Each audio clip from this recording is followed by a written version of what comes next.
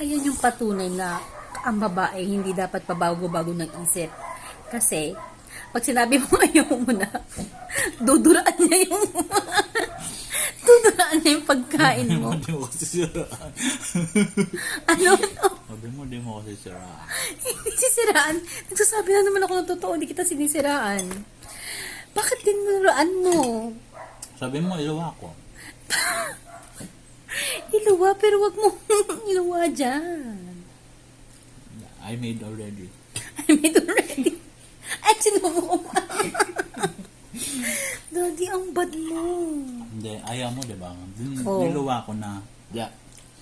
Para akin na siya lahat. Ang babae, pag sinabi ayoko na, mamaya pahingi ulit. Ganon. Oh, wala. Bili na kay bago. Hindi ka. O, di ba ayaw? Bibili pala ako ng Ano, gulay. huwag mo change topic. Huwag mo change topic.